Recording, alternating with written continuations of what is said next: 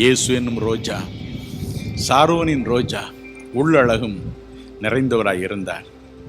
அதே அழகை உங்களுக்கும் என்று தருவார். ரோஜாவின் மறு குணம் வாசனை. இயேசுவின் வாழ்க்கையில் இருந்த வாசனை அவருடைய பெயரில் இருந்ததாம். உன்னத பாட்டு 1:3 அதை சொல்லுகிறது. வாசிக்க கேட்போமா? உமது பரிமள தைலங்கள் இன்பமான வாசனை உள்ளவைகள், உமது நாமம் ஊற்றுண்ட பரிமள தைலமாயிருக்கிறது. உமது நாமம் ஊற்றுண்ட பரிமள தைலம், அது இன்பமான வாசனையை தருகிறது. இயேசு என்ற பெயர் பரிமள தைலம், இன்பமான வாசனை உடையது. வேதம் சொல்லுகிறது பிரசங்கி 7:1, பரிமள தைலத்தை பார்க்கிலும் நற்கீர்த்தியும் நற்கீர்த்தியே நலம், நற்கீர்த்தியே நலம். சங்கீதம் 112:6 பாருங்கள். நீதிமான் நித்திய கீர்த்தி உள்ளவன்.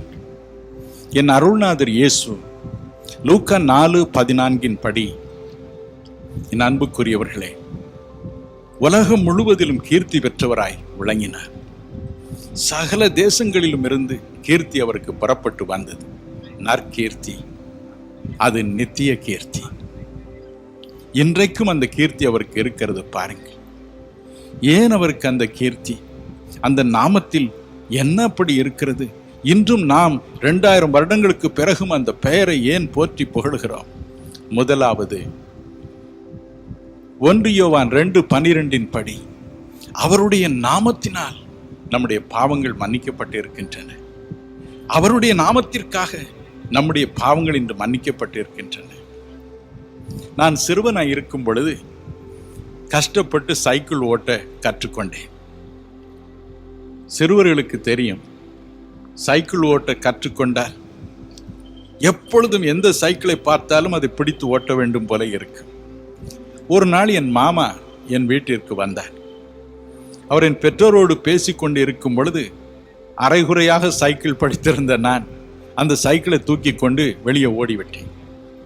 வழியில் என் நண்பன் ஒருவன் வந்தான். அவனை ஏறடா பின்னாலே என்று சொன்னேன். அந்த நாட்களிலே 2 பேராக சைக்கிளில் போகவே கூடாது. இப்போ 10 பேர்னாலும் போகலாம். அப்போ 2 பேர். நம்ம பிரதர் விக்டர் கேட்டு பாருங்க, 2 பேர் போனால் முதுகில் அடித்து இறக்கி விட்டுருப்பார். அப்போ அதே மாதிரி ஒரு போலீஸ்காரங்களை பிடித்து கொண்டான். இறங்குங்கடா கீழே என்று சொன்னேன், நடங்கடா ஸ்டேஷனுக்கு என்று சொன்னேன். 2 பேரும் என்னடா செய்யறதுன்னு தெரியாம அழுதுகிட்டே போனேன்.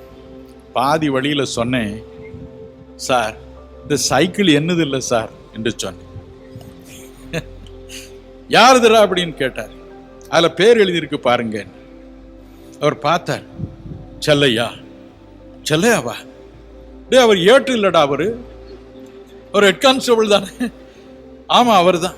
உனக்கு எப்படிதான் அவர் சைக்கிள் எங்க திருடிக்கிட்டு வந்த நீ என்று கேட்டார். அவர் எங்க மாமா சார் அப்படின்னு.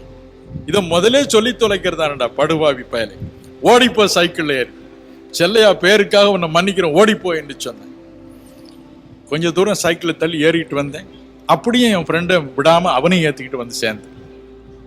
என் மாமா பேருனால என் குற்றம் அன்று மன்னிக்கப்பட்டது. ஹல்லேலூயா. இயேசு கிறிஸ்துவின் பெயரினால் நம்முடைய பாவங்கள் மன்னிக்கப்பட்டு இருக்கின்றன. ஆகவே அந்த பெயர் இன்றும் நம்முடைய உள்ளத்திலே கீர்த்தி பெற்று விளங்குகிறது. பாருங்கள்.